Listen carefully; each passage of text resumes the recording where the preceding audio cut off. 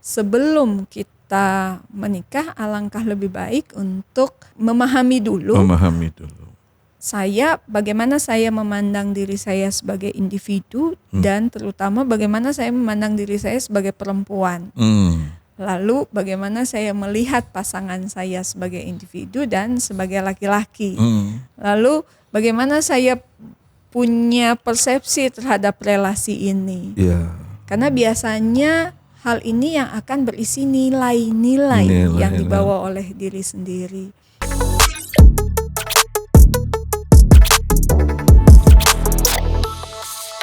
Astin, ada fenomena yang sekarang ini kita lihat di mana Gen Z, milenial, mereka cenderung menunda ya perkawinan yang mungkin di usia mereka sebenarnya boleh dikatakan sudah cukup.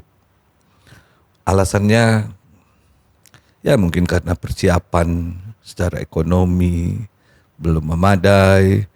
Ada juga yang khawatir bahwa bisa jadi membangun sebuah rumah tangga akan banyak menimbulkan masalah. Nah, ini fenomena apa? Kenapa mereka khawatir terhadap situasi seperti ini? Kalau dari kondisi ekonomi memang cukup mengkhawatirkan ya Pak ya, gitu. Sebagian besar sekarang ingin punya stabilitas finansial memang Stabilitas Pak. Finansial. Biasanya kepengenannya punya kontrakan dulu lah. paling minim sebelum mulai berkeluarga. Karena tampaknya generasi-generasi sekarang pemahaman dan kesadarannya akan kondisi finansial, bahwa finansial itu menjadi satu hal yang harus diperhatikan sejak awal itu cukup besar.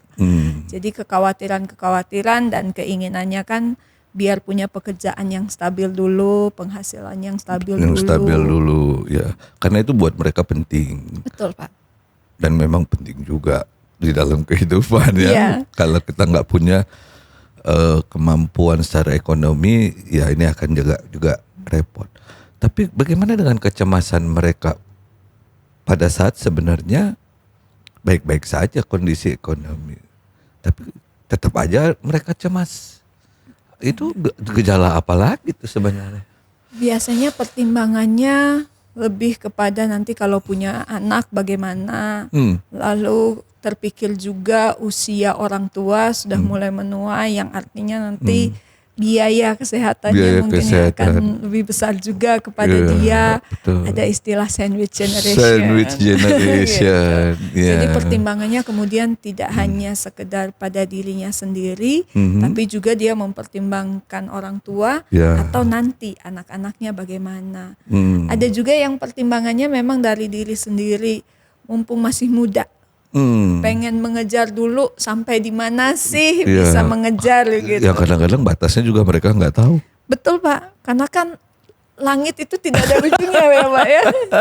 Ya, bisa jadi batasnya juga nggak tahu. Betul. Tiba-tiba ke bawah aja sudah perjalanannya udah cukup jauh. Betul. Nah untuk kembali lagi, udah asik dengan kesendirian. Betul. Nah, banyak yang nyaman dengan kesendirian. Banyak yang nyaman dengan kesendirian ya. Kemudian yang menjadi menarik adalah mereka suka melihat pola yang ada di lingkungan, apalagi dari public figure misalnya. Betul. Kenapa mereka ingin mencari kemapanan dulu nih, harus mapan dulu. Kalau dari tugas perkembangan, karena manusia katanya ada tugas-tugas dalam kehidupan atau fase itu gimana ya cara melihatnya? Kalau tugas perkembangan untuk teman-teman yang generasi Z ini memang biasanya banyak fokusnya ke intimasi, keintiman, mencari keintiman, relasi sosial, relasi romantis. Tapi memang pada saat yang sama harus kita akui bahwa kekhawatiran teman-teman ini kalau dibilang tidak berdasar juga mungkin tidak juga gitu ya Pak ya. Ada dasar-dasar kecemasannya. Tetapi keyakinan bahwa ini nanti tujuannya mau kemana, apa yang mau diraih dengan menikah. Jangan-jangan menikah ini hanya karena dituntut oleh orang tua saja. Dia sendiri tidak tahu begitu.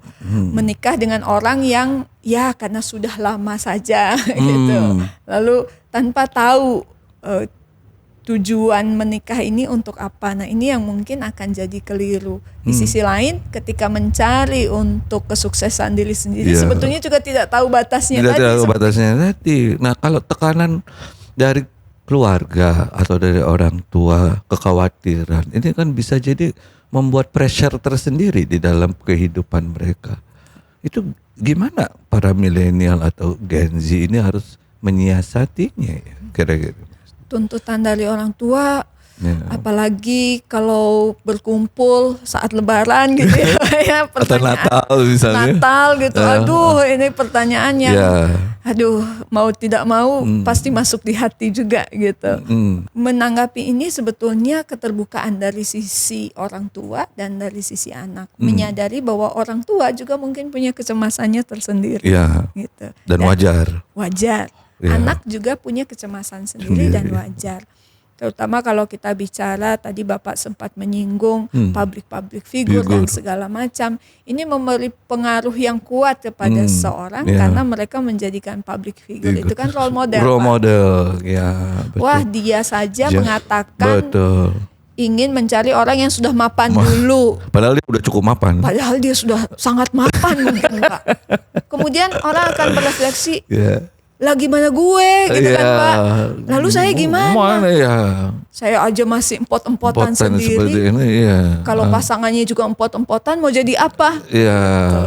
Nah, pada saat dia mencoba menduplikasi ya, mungkin atau mencoba mencari tokoh pembanding di mana orang-orang mapan juga nggak mau tuh buru-buru. Nah, bukankah sebenarnya dia sudah kehilangan dirinya sendiri? Itu gimana ya, Astin?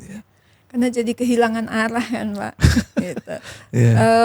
Seringkali yang dilihat adalah puncak gunungnya, tapi arah di depan jalan kelupaan. Gitu. Nah, ini memang mengenal diri sendiri, mengenal arah tujuan hidup sendiri ini menjadi penting. Karena kalau mengenal yang mau diraih, misalnya mau kerja, yang mau diraih dari pekerjaan ini apanya? Uangnya, status kedudukannya, atau apanya?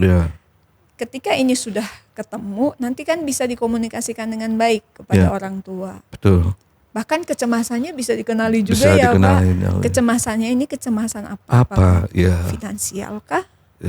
Atau kekhawatiran juga terhadap banyaknya isu perceraian misalnya. Nah, ini nih yang menarik ya, kalau saya lihat bahwa banyak perceraian di usia dini, perkawinan mereka nggak tahan 1 tahun, bahkan mungkin kurang dari 1 tahun. Betul.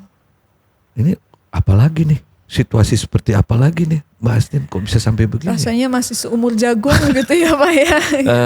Ketika pacaran pengennya cepat-cepat mau menikah. Setelah menikah baru seumur jagung sudah kandas. Karena biasanya itu dalam periode adaptasi kan Pak. Gitu. Kita pacaran kan tidak 24/7 dengan pasangan kita. Betul. Gitu. Sehingga ketika sekarang hampir 24/7 serumah, semua kebiasaan-kebiasaan yang mungkin kemarin belum terlihat, sekarang jadi terbuka semua. Terbukalah sosok itu. Sosok aslinya. Sesimpel habis mandi handuknya dilempar ke tempat tidur saja bisa jadi masalah. Gitu. Dan ketegangan akan muncul di dalam relationship itu, hanya karena mungkin ekspektasi yang ingin dibangun oleh masing-masing pasangan. Bisa jadi sekali Pak. Ekspektasi ini kan bisa sangat berbeda antara. Kalau kita bicara ekspektasi, sebenarnya apa yang menjadi ekspektasi mereka kalau mereka melihat dulu misalnya para orang tua juga bisa tuh, nggak perlu juga harus dengan kemapanan yang tinggi. Ya mungkin dia juga kalau bahasa Jawanya nerimo dengan satu situasi. Nah, kenapa situasi ini nggak mereka lihat? Apa yang membuat generasi sekarang kok menganggap bahwa saya punya harapan akan sebuah perkawinan yang tinggi seperti ini harus terdelivery? Kira-kira seperti itu gimana? Karena kalau ekspektasi ini biasanya juga berisi pandangan kita. Kalau saya biasanya akan mengatakan bahwa sebelum kita menikah, alangkah lebih baik untuk memahami dulu. Bagaimana saya memandang diri saya sebagai individu dan terutama bagaimana saya memandang diri saya sebagai perempuan. Lalu bagaimana saya melihat pasangan saya sebagai individu dan sebagai laki-laki. Lalu bagaimana saya punya persepsi terhadap relasi ini. Karena biasanya hal ini yang akan berisi nilai-nilai yang dibawa oleh diri sendiri. Oh, kamu kan perempuan, kamu harus ngurus rumah. Kalau laki-laki punya pandangan demikian, bertemu dengan perempuan yang punya pandangan bahwa rumah tangga kan berdua, diurus bareng dong. Ini kalau tidak dibicarakan sejak awal bisa berabe, Pak, gitu. Tapi kalau perempuan merasa, kamu kan imam dari keluarga ini, silahkan mengambil keputusan, saya akan menerima. Lalu laki-laki juga merasa, saya imam keluarga ini, saya akan mengambil keputusan. Nah, ini kan cocok, Pak, klop, gitu. Nah, ini ekspektasi atau persepsi dari kedua belah pihak. Nah, harus hati-hati dengan ekspektasi dari lingkungan, dari keluarga. Nah, diskusi yang terbuka antara pasangan ini bisa melekatkan koneksi keduanya, sehingga suara-suara dari luar ini bisa disaring dengan baik. Jangan sampai justru suara dari luar ini yang mempengaruhi relasi berdua. Kata si ini seharusnya begini, gitu ya, Pak ya. Kembali kita bicara ya. Tadi seperti Astin katakan soal ekspektasi. Anggaplah situasi ekonomi membaik.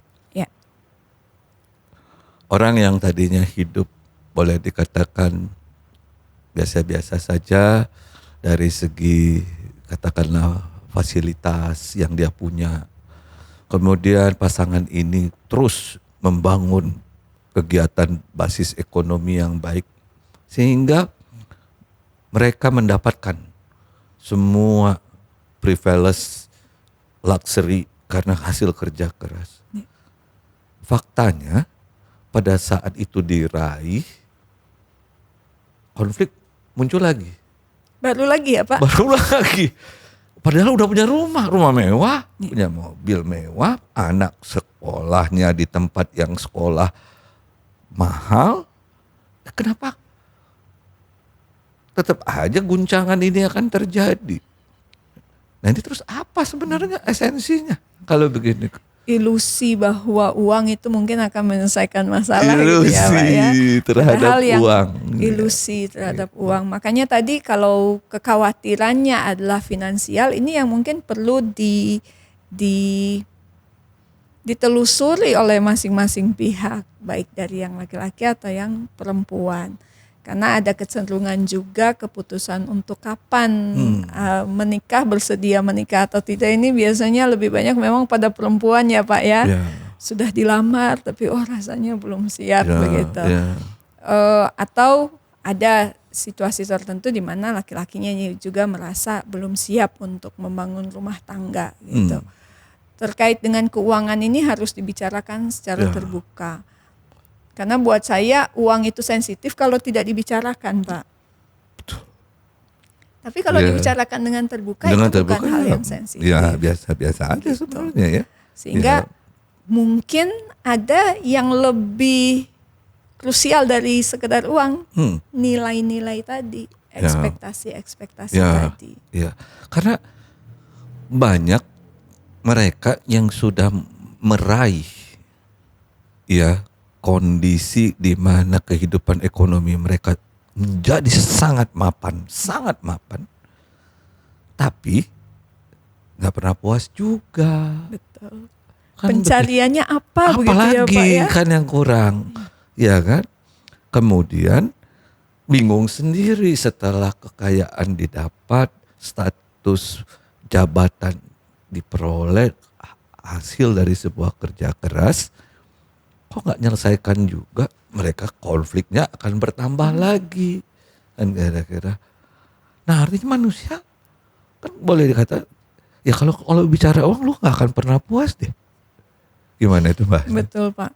Kan kita manusia itu selalu ingin sesuatu yang baru karena esensinya kita kan ingin selalu mencari sesuatu yang baru. Semua teknologi yang kita raih sekarang ini kan karena kita selalu ingin mencari yang baru gitu. Pencarian yang baru ini kalau kita tidak kembali kepada yang mau dikejar apanya, yang nggak bakal selesai gitu Pak. Bahkan menyesatkan mungkin. Bahkan sangat menyesatkan. Sangat menyesatkan. Gitu. Selalu tampak indah kan selalu akan ada Pak. Ya. Kalau kita hanya mengikuti itu saja tanpa tahu kita sebetulnya mau kemana, wah ini bisa membuat kita kehilangan arah, kehilangan diri kita sendiri, Pak. Jadi tidak mengenal. Tidak mengenal, bahkan pun kita sudah lupa gitu. Betul, sebenarnya. Sebenarnya apa sih tujuan hidup kita? Betul. Apa sih tujuan perkawinan ini? Semua sudah didapat, kok masih ada yang kurang terus, masih ada yang kurang terus kan begitu. Nah, jadi apa sebenarnya yang mereka harus persiapkan kalau mereka masuk dalam usia sebenarnya mereka udah pantas untuk married? Apa yang mereka harus persiapkan? Persiapannya tentu tidak dipungkiri persiapan. Mungkin saya akan bilang perencanaan keuangan ya Pak ya. Perencanaan keuangan sehingga bisa menentukan langkah ke depannya akan bagaimana. Contoh yang sederhana, pesta pernikahannya mau bagaimana, yang realistis dengan kondisi keuangan. Sehingga setelah itu masih punya dana untuk yang kegiatan selanjutnya. Lalu setelah itu lebih pada diskusi terbuka mengenai ekspektasi. Juga mengenal keluarga ini sangat penting. Kalau zaman dulu kan orang baru kenalan, temanan, pacaran saja sudah dikenalkan orang tua kan Pak. Jadi sudah mengenal bagaimana pola didik keluarganya. Sehingga ketika berdua sudah memahami, kenapa dia seperti ini, karena keluarganya begini. Tetapi sekarang ini kecenderungannya jarang yang saling mengenal orang tua gitu. Nah ini perlu dilakukan lalu berdiskusi terbuka terkait ekspektasi dan persepsi tadi. Persepsi terhadap diri sendiri dan pasangan sebagai individu juga terkait dengan perannya sebagai laki-laki dan perempuan. Ini bisa membuka banyak pintu dan jendela baru yang membuat bisa saling mengenal lebih dalam dan lebih krusial daripada sekedar kamu suka kopi ya, saya suka teh gitu. Tidak sekedar yang superficial gitu. Betul. Dan ketika menjadikan sosok public figure sebagai idola, ini perlu dilihat juga kan situasi dia dan situasi kita berbeda. Jangan menyamaratakan. Nah, saya mungkin bisa memberikan beberapa pengalaman sebagai mungkin bahwa kebahagiaan itu jangan diekstrak dari pasangan. Sampai kapanpun yang namanya ekstraksi itu pasti akan habis. Betul sekali. Ya kan? Pasti akan habis.